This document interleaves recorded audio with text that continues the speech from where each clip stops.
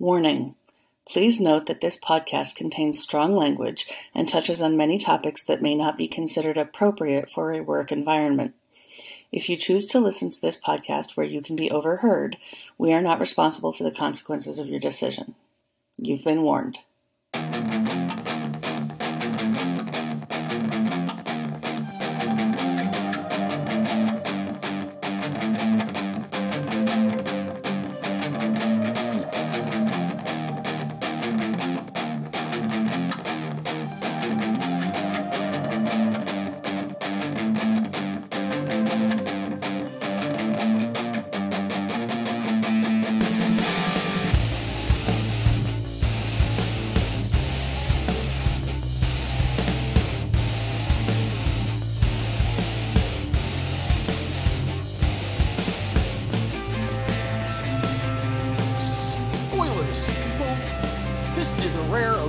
That I know more about the topic at hand than Noelle. And no, we're not talking about Harry Potter, we're talking about wrestling. I know very little about the wrestling, but there is, women in wrestling and feminism to be discussed in wrestling, so we have some awesome guests to help fill in my copious lack of knowledge. And this should be a pretty cool episode. And they're not a bunch of white guys like me to fill her in either. So, to get the business out of the way, you find all of our information for the podcast at X-Chromosomepodcast.com. This will have links to all of our social media, to Twitter, to Facebook, to Instagram, to everything, including things such as our Patreon, our direct link for donations, and also for merchandise. We have a new design up about stop sending nudes. Feel free to look at that. Special thanks to Noelle's spouse for coming up with that acronym. Now, we're also going to be going through and doing a lot more topics on future shows, so we want this to be not just a platform of various topics at hand, but we want to be able to hear from you and basically raise your voices. Yeah, because we're not beholden to things like sponsors or, the man in general. We want to make this a podcast that you really want to listen to, so let us know the topics that are pressing on your mind so we can address them. Alright, and however, this episode we might be beholden to the man, so to speak, as we're going to talk about this woman wrestling, including things such as the man, Becky Lynch. I would like to go through and introduce our two guests, Ashley Leckwold and Ciara Reed. Yes. Alright, let's have you introduce yourselves. Let's go with Ashley. Tell us about yourself. As mentioned, I am Ashley Leckwold. I have been a writer for Pace Magazine, Pro Wrestling Sheet, Daily DDT, which I've kind of had to take a slight break from, but should be back at it soon now that I'm going to finally have a working computer soon. So I've been into wrestling for about almost 5 years at this point. Mostly covered WWE stuff in the past, but I'm taking a break from WWE and mostly my main interest right now is in the Southern indie scene as well as the Midwest indie scene, and most anything you can probably find on independentwrestling.tv. And Ciara, what about you? Let's see. I've been covering women's wrestling solely for a very, very long time. I can't even tell you when I began that journey. I first started over at angrymarks.com, and then I started writing for a short-lived magazine called Ring Sirens. And then after that, I jumped over to Ring Bells, which is like a lot of people might recognize the one article basis that I use called the Ring Bells Roundup. That's where that came from, that site. And once that site closed down, Lee Burton gave me the article as a piece to take with me wherever I went to cover women's wrestling. So I took that right over to Pro Wrestling Ponderings. And I also cover it over at Squared Circle Sirens. So that's basically where I'm at nowadays. Oh, so get this out of the way just so we can get a base about things. Who are currently your favorite wrestlers? Let's just split one woman's wrestler and one male wrestler. Ooh. Oh gosh, I gotta think about that. I would say my favorite male wrestler, because like I said, I kind of always distinguish it between like WWE and like indie scene as well. I mean, because my favorites of all time are still like Finn Balor and Bailey. Again, only been into wrestling for about 5 years, but currently I would say my favorite men's wrestler on the indie scene is Effie, and my favorite women's wrestler is, oh gosh, I'm like thinking of so many that I really love, and it's like kind of my brain, it's kind of like stopping in my brain. But I would say at this hot second, yeah, no, I was gonna say Chris Statlander, and she is very close, but it's actually Solo Darling. All right, because I haven't seen an Effie match yet, but I did go through, and Boston had a quote unquote secret show for Beyond. Mm-hmm. And I saw the match between Solo Darling and David Cross at the secret Beyond show that they had in Boston. And that was also the first time I actually saw Chris Statlander too, because she was facing Kimberly, and the first time I ever saw Orange Cassidy, where where he won the title because Kimberly knocked out Statlander with the belt and then covered. So that sounds about right. So yeah, that was a new experience for all those people for me. Yeah. I actually ended up recommending Beyond to somebody behind me at Dynamite this past week, because I ended up going to the recording for Dynamite in Nashville, and somebody was like behind me during the recording of AEW Dark was like, "Oh, I've never seen Statlander before. She's really good." I'm like, "Then go check her out on Beyond on IWTV. She's done a lot of great stuff there." Yep. And Ciara, who are your current favorite wrestlers, male and female? That's a hard one because I have several favorites. Off top of my head, I would say as far as female, Maiko Satomura. It's just, for me, it's just like you just can't go wrong. Like as soon as you see her name versus somebody, you're just like, I don't even care who she's fighting. I just want to see her. Like it's just, I don't know. She just has that essence where it's just like, you just not only enjoy it for just like the pure art of it, it's just how she does everything. It's just like, I've seen plenty of Joshi wrestlers in my day because I watch a lot of Joshi, but there's very few that I can say where I can sit there and watch and just be like, wow, like I'm completely blown away. And she's one of those ones, As far as male, there's so many guys, there's like far as the current products and stuff, I'm not really caught up on like the indie side when it comes to the guys. I'm more versed in the women's side of things. But like one of my all-time favorites out of the indies would be Low-Key.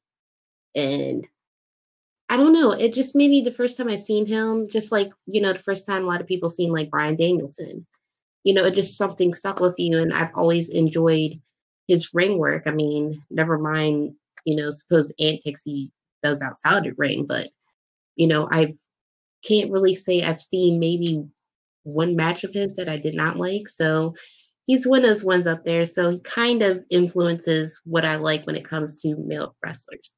Well, he'll kick your face off too, so. Yeah, that's true. I've seen him practically kick a couple people's faces off, and So one of the faces that I'd like to see Loki kick off is that guy, bullshithead. I mean, Brad Shepard. Oh God. Brad Shepard, though I'm not going to link anything to him because I'm not going to give him that type of publicity. He is a wrestling journalist who occasionally causes Twitter to blow up, just like recently before this podcast. Sexism. I missed the thing about this whole what they said, a Kofi spade. I missed that one. I mean, I did see the whole thing recently where it seemed like he may have gotten scammed out of his money for trying to like pay for nudes. It might have been Makihito, but that's just speculation. When I logged on, that's the first thing I seen was the screen caps of that, of him saying it over and over. And then once I went down to, the wormhole trying to figure out what caused that, I started seeing where everybody was saying that he was coming at Faye Jackson.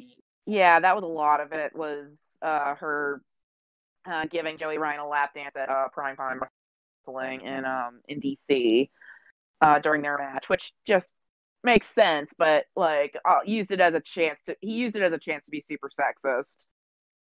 He used it to slut shame her and, be degrading towards her and stuff like that. And I mean, Faye's never made it no, secret. Like she's a model. She takes pictures and stuff. I've never seen her post anything nudes or anything like that. And I mean, she does some sexy pictures and stuff like that. But it's like, when I see her post them, especially when she's selling them as 8x10s to fans and stuff like that, it's more so empowering thing. Like, I'm owning my sexuality. I'm owning my body. I'm showing you that, hey, this is who I am. I love me. I'm beautiful. Accept it. Deal with it. But for him to kind of take that and use that as an arsenal of like, this is why we shouldn't care about her because she's doing this and scamming people out of money and blah, blah, blah. And it's like, once again, you're making up false allegations and you're throwing this out here to ruin another woman's reputation because he has a repeated behavior of doing this. And it's completely sickening that he's allowed to exist at this point. Yeah, seriously. I mean, especially since, like, out of all of the wrestling journalists, like, he's the one I use it the most loosely on because he will literally just make shit up.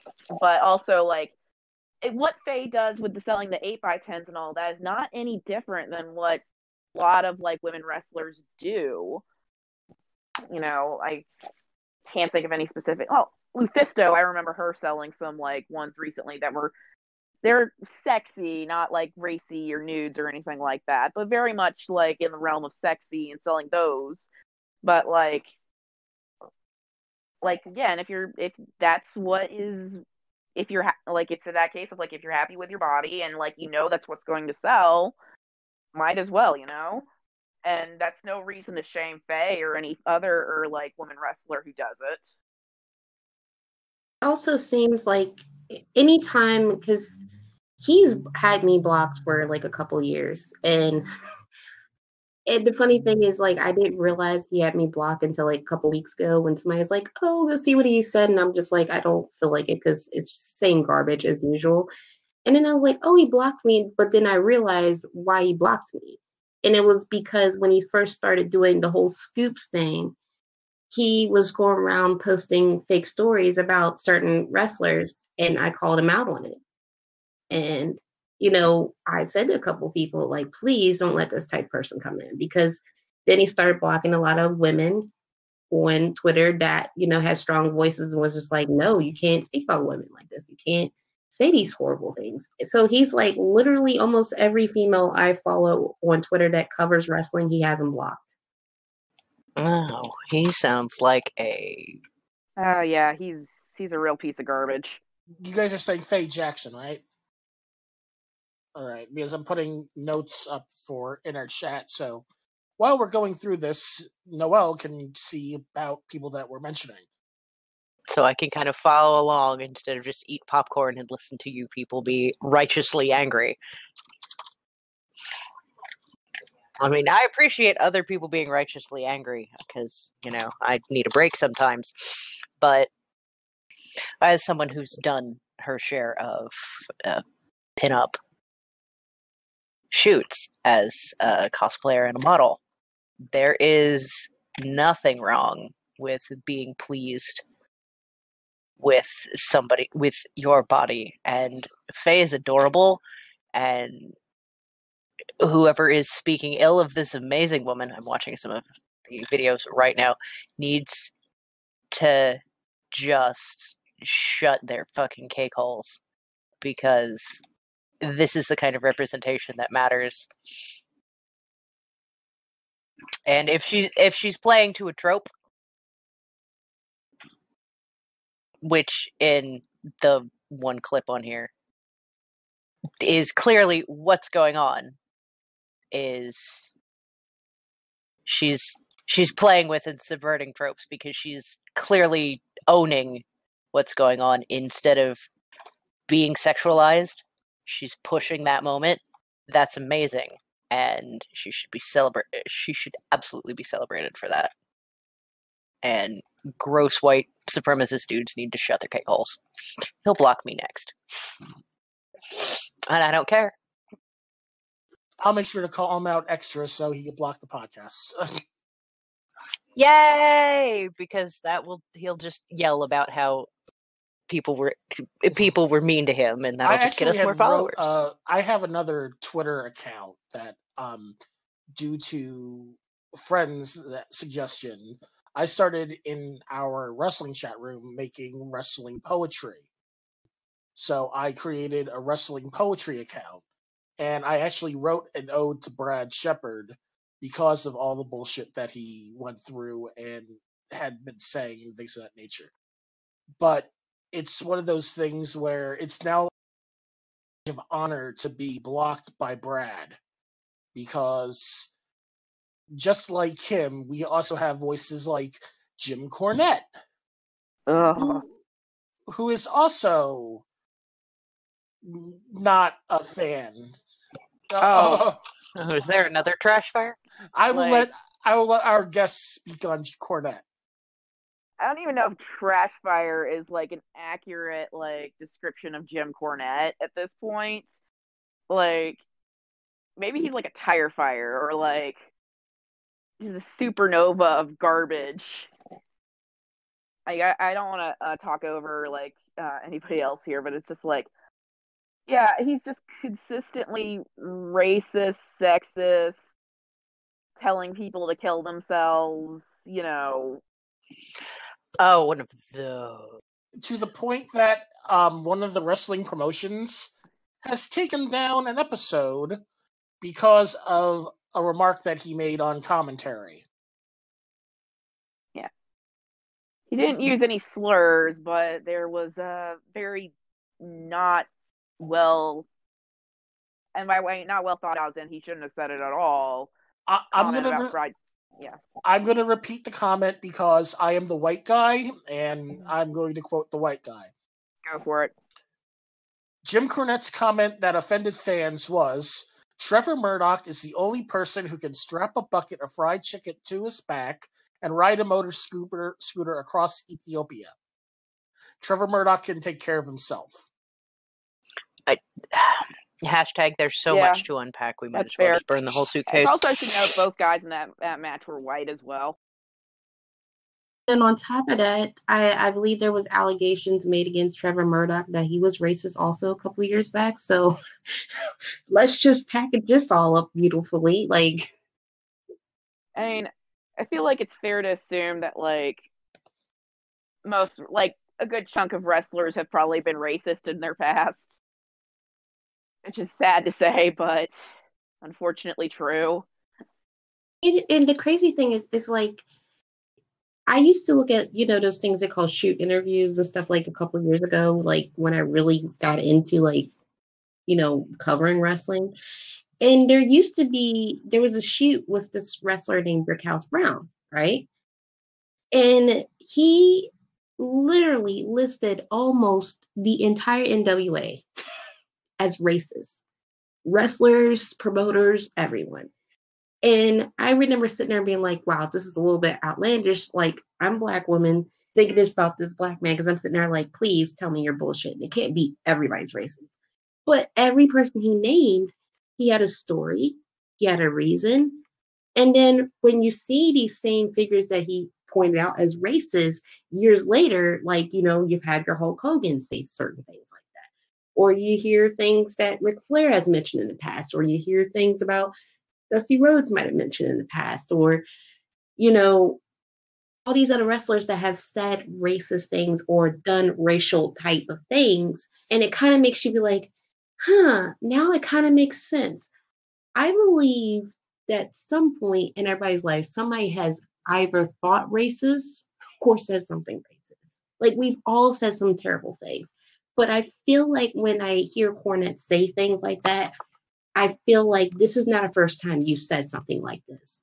This is a repeated thing. And we've had plenty of wrestlers that have come out of promotions that he's worked at, like Ring of Honor, uh, Impact Wrestling, other places that have said that he's racist, or he spoke to them in a manner where they felt like he was being racist towards them. So when you go on commentary and you make a comment like that, it just makes you like, what does that attribute to this match? What are you attributing to the wrestlers in this match? Nothing. So he has had issues with women's wrestling. Him and Jordynne Grace go at it often because of his attitude about it. Whenever Grace says something, they tag him just to get his reaction. Mm-hmm. And that's what makes it bad, because you have these fans that are just thinking that it's funny, and it's not funny. It's dangerous. It's outright disgusting, because they're catering to this and making them think that this is funny. It's not funny. Yeah, it's like, and it's unfortunate that snitch tagging Cornette is such a fucking thing on Twitter, and it is wholly like, at the very least, it is wholly obnoxious. But like at the worst, it prompts like this bullshit of like that time he called like Jordan, like, again, I know him and Jordan go at it all the time. At that time, he called her a butterface. And then like he'll again say awful bullshit about like the Bucks, Orange Cassidy. I know has also been on his shit list. Janelle has been on his shit list. And that's just the white guys that he says awful things about. Like, I don't even want to imagine what he said in private about like other women wrestlers that aren't Jordynne Grace, or wrestlers of color. Which, again, if that's what he said on commentary, he's definitely said much worse backstage. Right. He's made it known over the years that he doesn't care for women's wrestling. And he's not the only one that comes from his generation that hates the idea of women being in the wrestling business, period. You see it a lot. You had plenty of old-time wrestlers say, I don't know what they're doing in the ring. What's this on my TV? And it's stuff. And it's just like, goodness gracious, I know you're old farts, but God, evolve. He's made it known that he hated when the women became valets, because he felt like they were taking the heat from the managers. And then some of those valets transitioned into wrestlers. And that, I guess, in some type of, small penis world, feels like it's knock on men and it's taking time away from men. And it's just like, you got to get over that.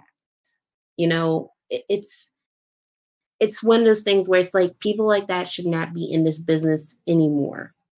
We shouldn't be giving them jobs. We shouldn't be keep touting them as legends. Like, yes, he's done a lot of things, but are we going to always uphold him for the good things he's did plus the bad things, and just like, well, he did all these great things with tag teams, but yeah, he said a lot of racist things, but never mind that list. Like, are we going to keep doing that? Like, we can't keep excusing that behavior no matter where he goes, period.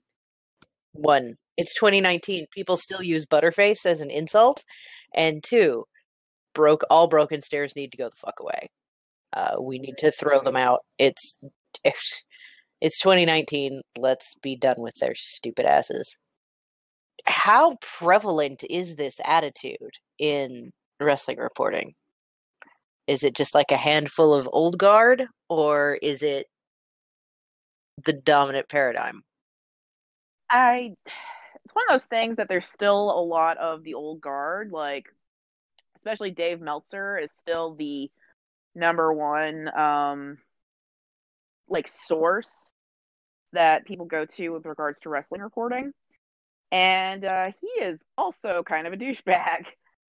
Like, I've made it no secret, I do not like him. I blocked him on Twitter once. I did block him on Twitter to keep him from, like, his, like, followers trying to jump in my mentions. Once, because he needed to be pedantic about something. But he's also very sexist.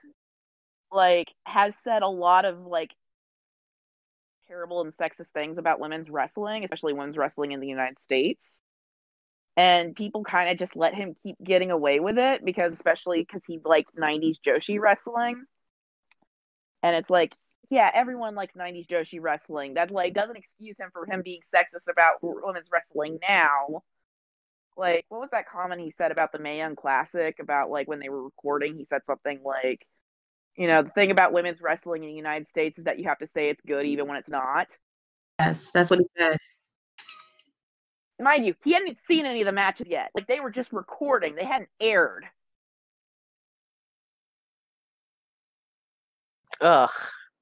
What a shovel I've been of garbage. going at Dave Meltzer's head since I started covering women's wrestling. And one of the main reasons I got into covering women's wrestling is because when I started Angry Marks, I used to do a little report and talk about what happened on Raw and SmackDown. And then I looked around and I was just like, I don't feel like being one of these copycat reporters. Why am I talking about the same thing that this guy said the day before? And, I was just like, no one's covering women's wrestling. Like, you had Diva Dirt, and then you had ring bells, become a thing.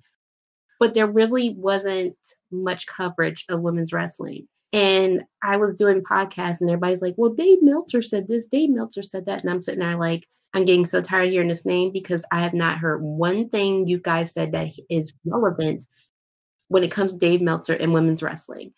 And so that put a fire under me to do the entire coverage.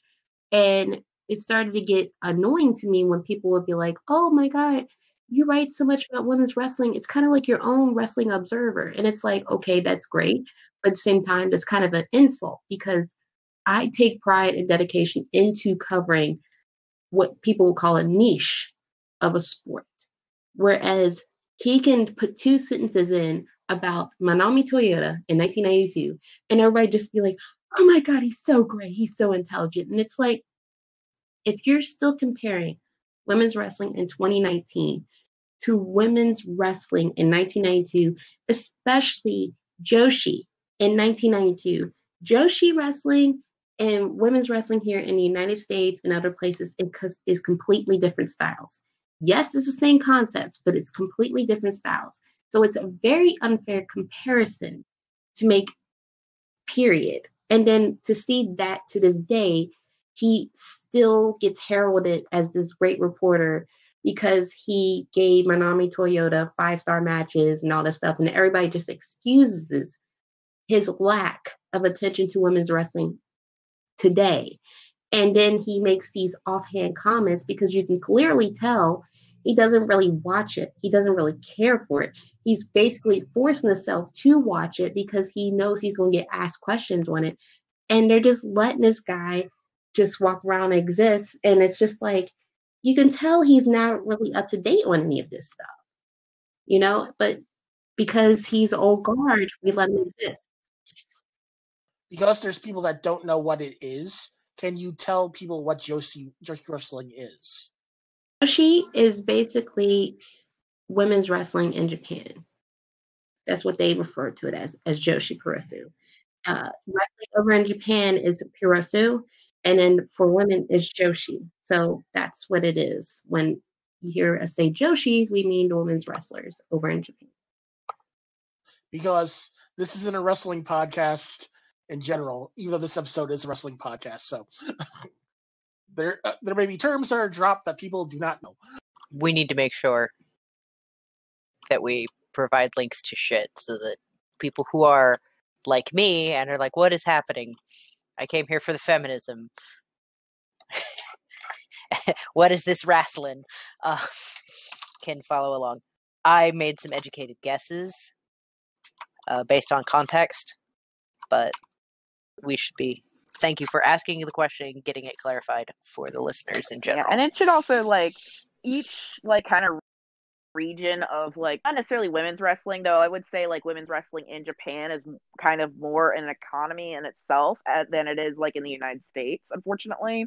I say unfortunately in that there's not like it's not treated the same, like it doesn't have that same like there are women's promotions in the United States like that are women only, but it's not quite at the same economic level as it is in Japan. But like each region kind of does have its own vibe, like on country has its own style, and Joshi in particular does kind of have like have kind of a style of its own that's like for me it's hard to describe, but if you watch it you kind of know. Yeah, because don't Japan like have Stardom and Shimmer? I can with both of that. Shimmer's United States based. Yeah, Stardom, Die Girls, Sendai Girls, Ice Ribbon, Oz yeah, that I wasn't Academy. certain if Yeah, yeah, it's like I wasn't certain maybe if I about 15 promotions. Whereas, like, I think in the United States, I can think of two off the top of my head that are strictly women only, and they only run like they don't run monthly. They kind of run like every quarter or so. You have Shimmer, you have Shine, WSU, Revolution, up north. Let's see what else. Then you have Sabotage, and you got a lot. There's a couple of promotions, but they're not as big as a Shimmer. Shimmer is kind of like the big deal when it comes to women's wrestling because it was kind of the first one to actually do it, full time and really take it seriously. And you've got smaller groups that put on their all women shows and stuff like that. Like you have promotions like Absolute Intense Wrestling used to have their girls' night out shows, which would just be shows with all women performers. You have promotions that cater to the women and their audience often, but it's still in comparison to Japan where there's several promotions. Like if I sat here and started naming them off, even the ones that are no longer active, we would be here all night because they have an audience and they've stayed with the audience for decades. And it's completely different as opposed to here. Because it feels like even though women's wrestling has been going on for decades here in the States, it feels like we kind of were late to that jump, whereas Japan kind of jumped on that easily, The WWE for the longest time, I would say that the best things that they really put out was Trish versus Lita on a regular basis. And yeah, they had at the time Molly Holly, Ivory, and things like that, but they really didn't give the women's wrestling of that era time.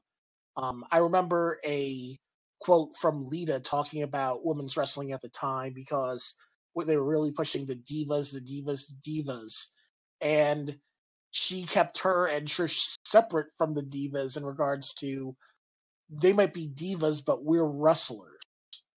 We're just now, I think, based on like the Molly Hollies and the Litas and the Trishas, we had like a diverge of wrestling. We had women's wrestlers that wanted to actually be wrestlers on the indie scene, while the WWE was pushing toward TNA.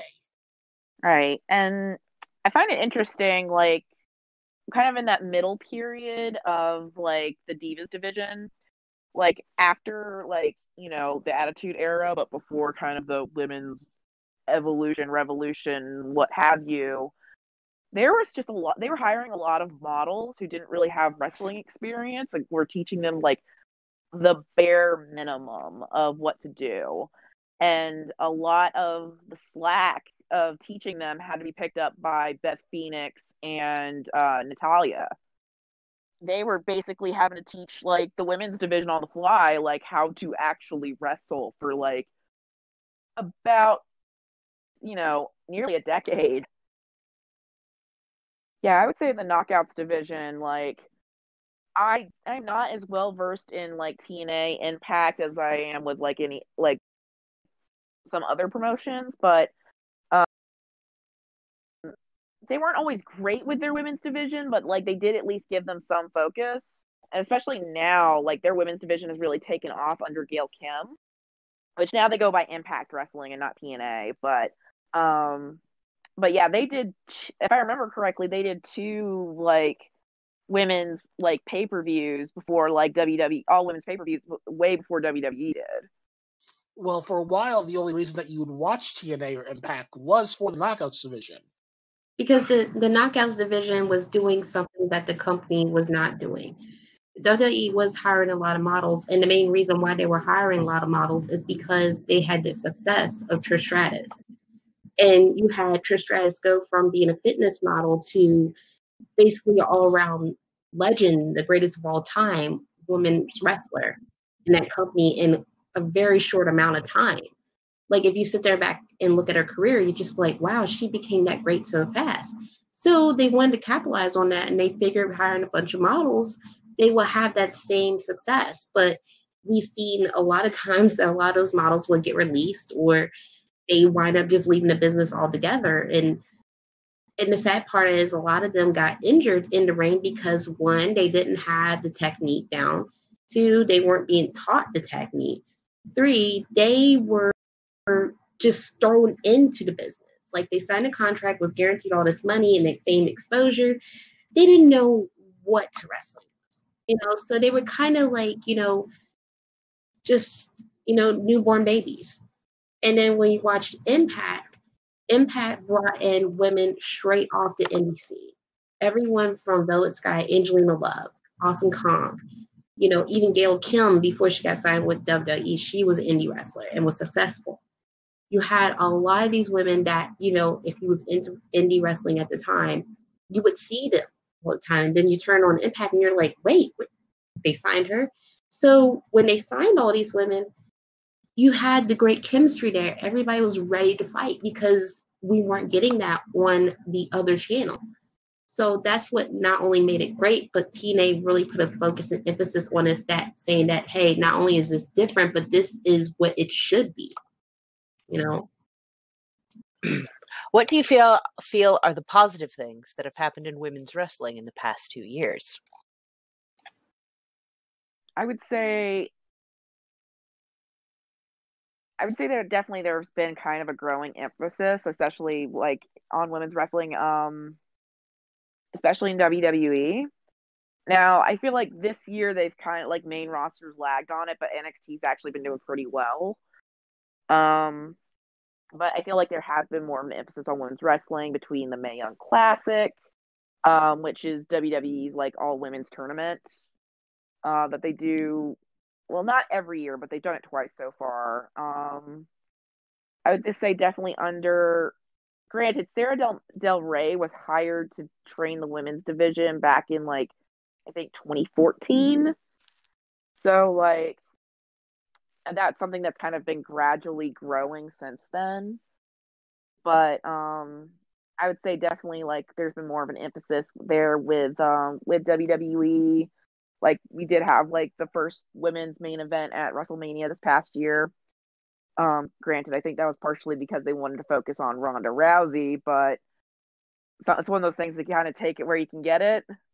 I hate to say it like that, but I think especially like also with like talent like Becky Lynch being like kind of the top of the division, like top of like the mountain at WWE, but also you have like, shows like Impact, as I mentioned before, where they've really focused on their women's division in the past like year, like extra hard in the past year with Gail Kim being the head booker for that division, and like they're actually getting more into intergender in the past like couple of months, which I think Tessa Blanchard is actually she was in the she recently like challenged for the X Division title, correct? Okay, and then she's going to be facing for the like Impact's world title against Sami Callihan soon, which is exciting, especially because like there's not really any other promotion inside the United States that's like, well, at least major television promotion within the United States that's doing intergender right now. which it's all over the indie scene though. Like there's tons of wrestlers that I follow on the indie scene that are very much intergender wrestlers. Like I mentioned Solo Darling earlier, like I know it's a whole thing at Ciara where they say it like equal rights, equal fights, and that they don't have a separate women's division because the women are part of the, they can wrestle for the main titles on the show as well. And right now, like the women's, basically like the Bird and the Bee are holding their tag titles currently. So yeah, I think just the growing, like seeing more growth of the women's division on like Impact, WWE, seeing more kind of a growth of intergender wrestling and women's wrestling on the indie scene. That's been definitely a positive to see, at least on my, like in my eyes. I completely agree with her what she said. It feels like in the past 2 years, we had, the hashtag kickoff on Twitter, give divas a chance a couple of years, and that kind of, spearheaded this women's revolution turned into evolution in WWE's programming. And, we saw some big names, come up from their developmental, program NXT be brought up on Raw one night just out of the blue. And over that time, we saw how the product kind of shifted in terms of how the women were being presented. Like, yeah, we still have those moments where we have those really awful storylines that are just cheesy and we need to get rid of. But when it came to the yes, and when it came to the in-ring action and stuff like that, we were just seeing performances that we were not being accustomed to for quite some time, because we were getting kind of just 3-minute matches that didn't equate to or matter to anyone.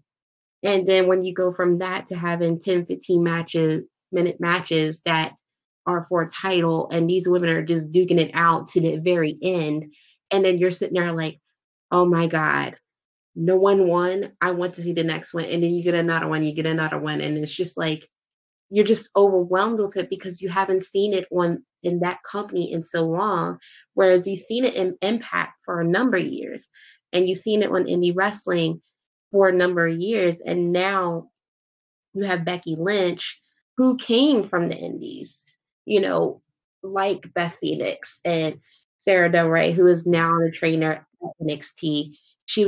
Del Rey was the inaugural Shimmer champion.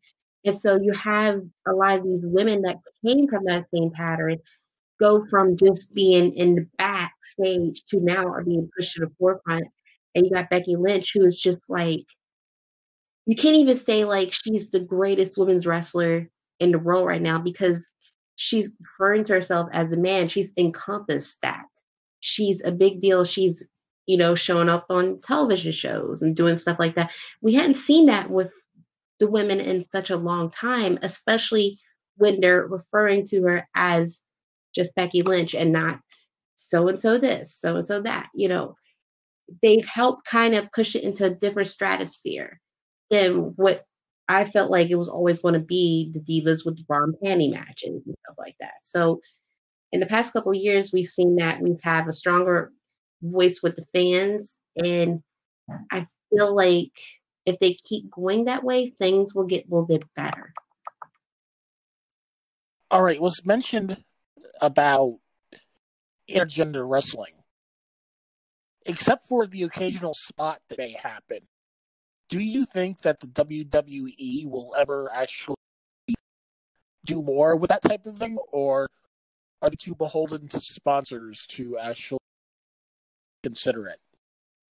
And you bring up there, did you ask if WWE would ever really do intergender? Yes. Honestly, that's one of those things kind of hard to tell. I think right now they are kind of too beholden to their sponsors to really do anything. And it's especially annoying because they keep signing all of these amazing wrestlers who are known for their intergender work, like Candice LeRae and Shotzi Blackheart. But and Mia Yim, forgot to mention her. And those aren't the only ones. I would say probably like a good, like if not half of the roster at NXT, maybe like I'd say like half to 65% of the roster at NXT currently has intergender experience from if not more. Say also the current roster too, because a lot of those women did do intergender wrestling on the indies Yeah. when it wasn't a thing. So almost Yeah. everybody's had that experience. Yeah, it's one of those things that it's more common than not with like the current WWE roster. I would like to see it, honestly, but it's one of those things that I'm not certain. Like, some people are gonna like.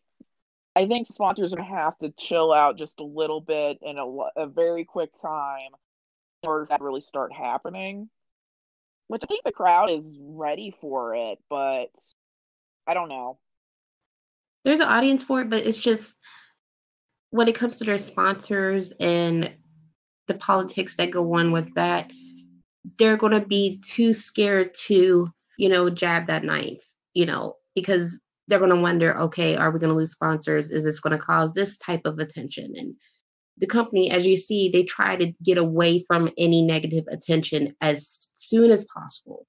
Anytime somebody says anything negative about that company, they come out with all these apologies and excuses. It's just like, Jesus, calm down. Just accept defeat one time.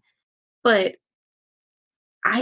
they have so many women on the roster and they're signing even more that have that experience. Because when it comes to indie wrestling, it's like almost everyone has had that experience. You have a few wrestlers that will not do intergender wrestling, and it's because of their own bias. And then, you have some of them that just don't believe men and women should wrestle in the ring together.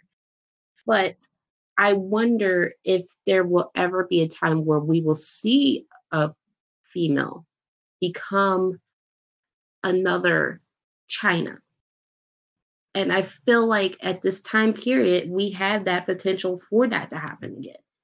I mean, you got Becky Lynch that's on top of the world. You got so many incredible performers that's there. And, nowadays, like when you see some of the women performers next to some of the guys, you can be like, oh, of course she can beat him. Like, duh. So I feel like if we were to see that aspect play out on their television shows, it would kind of open people's eyes a little bit more to being like, oh, this can happen. It happened 20 years ago. But it's just if they want to take that plunge again. One of the things that was brought up on Twitter recently, and I think Ciara was like the post about it or something of that nature. Right now, we have a group of WWE wrestling legends like Triple H and The Undertaker who will come out to do like a match every once in a while because they're legends. They can bring a pop. They can bring a show of the audience. Do we have anything like that for the future for women's wrestling? Like, because we have an old timers network with old timers that will come out. Do you see this ever happening with the women's wrestling? I mean, I would say the closest we have currently would probably be like Trish and Lita. Because I mean, they brought them back for Evolution, and Trish had a match at SummerSlam, right? Oh yeah, you're right. She had it with Charlotte. Ciara, do you have any thoughts on that? Not really. It's an interesting question. I've been sitting here thinking about it, So I never really thought about it too much, really. All right, let's start with Ciara for the next question, just so we can make sure that everything's going through. What do we need to see happen for the continued future and growth of women's wrestling? And the first things we need to see happening is getting all this toxic behavior out of women's wrestling, period. Whether it's the promoters being scummy, whether it's other wrestlers within the business being scummy, fans perpetuating terrible behavior online, fans turned into journalists that are perpetuating terrible behavior online. We need to eliminate all of that because all of that is detrimental to the growth of it, period. Like all it takes is one person's post that's super degrading. All it takes is one scummy promoter backstage saying no women on the card. That's detrimental. It just takes one action and we can go backwards 50 years. So that's one of the biggest things we have to eliminate for the growth. Another thing we have to do to keep it growing the next couple of years is be completely supportive.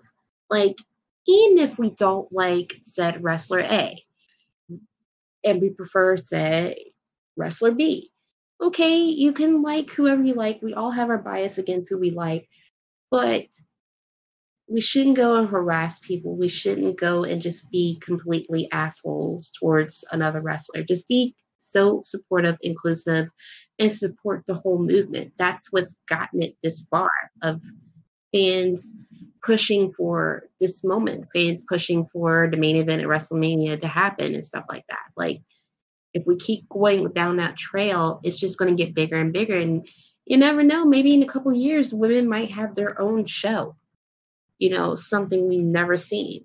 You know, we have places like WOW, we got the documentary on Netflix, Glow. WOW's basically the birth child of that. And you have these moments where you have their all women's promotion, but you never know. It might be a possibility with WWE. So that's what we have to do in the next couple of years for it to keep growing and getting better. Yeah, I definitely agree with Ciara on that. I think also just, it's also pushing for those firsts to like have seconds, thirds, fourths. Like, it's definitely pushing it to be a regular occurrence, not just like something that like, a promotion does every like once in a blue moon to like appease like a fan base. Like, I was honestly surprised it took them about until this year to have a women's Hell in a Cell again, after they did that first one with Charlotte and Sasha, like about in like what's it, 2016, if I remember correctly. So it's like I think it's pushing for like those historic firsts to have like repeat instances, that it's just like it just becomes like just as regular as any sort of men's gimmick match or any sort of men's match in general. Just so like, again, just sort of riding off of like Ciara's point.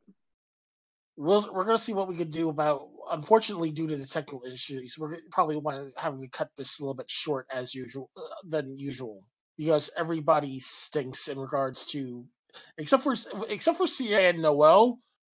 Half the podcast right now is just crapping out on us. So let's go through and do some type of closing statement, so to speak. What do you think that people should know if they want to follow or get into or support women's wrestling? Let's see. You have plenty of outlets that you can go to learn about women's wrestling, support it, keep up to date on news. You got Swerve Circle Sirens. You got plenty of sites. I can't even name them off the top of my head because there's, over the past couple of months, so many of them have popped up. My friend Kristen Ashley runs a site. She also does a lot of coverage for women's wrestling over at Fightful and other places. I cover women's wrestling. You have very few podcasts out here. There's one, Not Your Demographic. Online, you might come across a couple sites that have information on like Joshi Wrestling, women's wrestling in Japan. There's just so many avenues you can go across. And I mean, if you find me on Twitter and you want links to certain things, just let me know. I can send them to you. Like, I'm always reading a new article. I'm always keeping up to date on certain things. So yeah, there's plenty of information out there. Is there any specific women's wrestler that you think that people really should go through and look into, or anything of that nature? There's plenty of them. I'm just going to recommend a couple off the top of my head. I want to say Nicole Savoy. She's former Shimmer champion, great all-around, technical wrestler, and just amazing. Another one, which is one of my favorites, Madison Eagles. She's also a former Shimmer champion, but she's just a legit badass in the ring. And it's quite a shame that she has not been signed by any of these companies.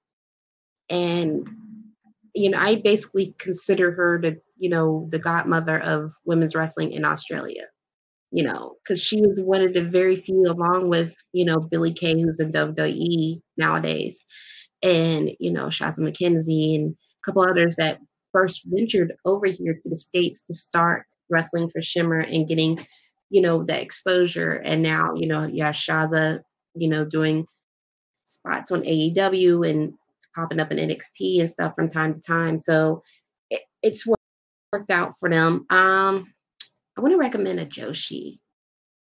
I want to go with Stardom because it's one of the most popular promotions over in Japan. I want to recommend Arisa Hoshiki. She's really, really great. She started wrestling when she was like maybe about 15, 16, and she retired for a couple of years, and then she came back. And, watching her then and watching her now, it's just like, I'm just like, wait, you're still that good. It's like she has not lost any time of being that great in the ring. So she's one of those ones I would recommend too. All right. And Ashley, same questions. Like Ciara said, there are tons of great resources out there. I believe the site that Kristen runs is it Bell to Bells, if I remember correctly? Kristen was actually going to be on this podcast, but she had to drop out last minute. Oh, boo, Kristen. That makes me sad. Yeah, that just means we'll have to do a follow-up episode. Right. Yeah, just and when I actually have my mic and my computer set up, which I just ordered a computer today, so yay. But yeah, I would say what Ciara said, Squared Circle Sirens, Bell to Bells are great sites for women's wrestling. And obviously you can always look up Shimmer in terms of women's wrestling in the United States, which they have tons of history with regards there. For intergender, in the United States, I would say Beyond is doing great work. Ciara has always been a huge part of their ethos about how the company runs with regards to that. Another promotion out in the Midwest that is doing great work with regards to intergender is Bizarra Lucha. So if you check out their stuff on IWTV, especially Shotzi Blackheart was the ace of that company all this past year. So lots of great intergender stuff there. And of course, if you find me on Twitter, I can probably find some. If I don't know it, I'll find somebody who does. And what about female wrestlers that people should look into? Oh yeah. As I mentioned earlier in the podcast, Solo Darling, Chris Statlander, Alley Cat is another favorite of mine. Definitely she's coming up through the Midwest scene a whole lot. So she just got signed by WWE, but Shotzi Blackheart is also another great women's wrestler. Oh my gosh. Willow Nightingale, who she's in a tag team with Solo Darling. I'm trying to think of who else. Danny Jordan, who's actually she's a Georgia-based wrestler. Both her and Aja Pereira are Georgia-based wrestlers. And Danny was actually just on AEW this past week. She ended up being in a squash match with Nyla Rose, but it's still very exciting to see her, especially because I was there in the audience. You just bring up a point. We didn't really talk about the strides that AEW has helped with women's wrestling in regards to Nyla Rose with her being a transgender women's wrestler and up there fighting for the title, plus Aubrey Edwards being almost main eventing as a referee for AEW too. Yeah, I think AEW has been doing some great work with regards to their women's division in terms of visibility, and again, Aubrey, going to Dynamite last week, the crowd loves her. This is the type of crowd that knows who refs are, and they love Aubrey. I think she's probably the second most popular referee there behind Rick Knox, and which is just well deserved. But I think there's still a lot AEW can do to kind of bring focus to their women's division, because they do have a lot of work. Yeah. Yeah, because like right now it just feels like the only real story that's going on with the women's division is Brandy being a witch and summoning Awesome Kong, and I don't know what's really going on with that. I like seeing more of Awesome Kong. I hope they follow up on that match they teased with Aja Kong at some point. But like, it's one of those cases where like Cody blamed like their lack of focus on the women's division so far on like visa issues, and it's like, okay, I mean I can understand that from like, you know, from a business perspective, especially because there's a lot of wrestling promotions that have had problems with that recently, but they still have a ton of like women talent that they've signed that don't have the visa issue. So why is it that you're still not focusing or giving them time on the main show? All right. So where can people find you? For me, you can find me on Twitter at MissKittyF. That's also my Instagram. Things I'm working on right now. I should have my Patreon running soon. If you check out my Twitter page, my Itch.io account is at the very top as a pinned tweet. So that's where you can find comics I have written, as well as zines I have curated. And then I also have a podcast of my own, which is not about wrestling, but is about Power Rangers. It's called Rangersplain. I do it with my my best friend Jay Smith. We're currently on hiatus, but we should be up and running back running again within the new year. All right, and Ciara? You can find me on Twitter at CIARA9189. I tweet a lot about wrestling. If I post any articles, I usually always post links to them, but you can find a lot of my older articles on ProWrestlingPonderings.com and Square Circle Sirens. And yeah, just be on the lookout because I'm going to start writing again soon when I get downtime. Sweet, because more voices are better. One day we will have another wrestling podcast on this not wrestling podcast platform when we get people organized and everybody's technical aspects are working properly. So that being said, we're going to go through and sign off for this episode. Again, everybody, if you want to check us out, we're located at xchromosomepodcast.com. And we want you to email us write us at xchromosomepodcast.com. Noelle, is there anything else that you want to go through and mention? This was super enlightening. Thank you both so much for coming on. This was cool. I can't wait to do it again and talk about more of these intersectional issues in what is a traditionally hyper-masculine space, and how we're conquering it one innovation at a time. All right. So that being said, my name is Bill. And I'm Noelle. And we're going to kick out the bot. Yeah. So, Craig, get out.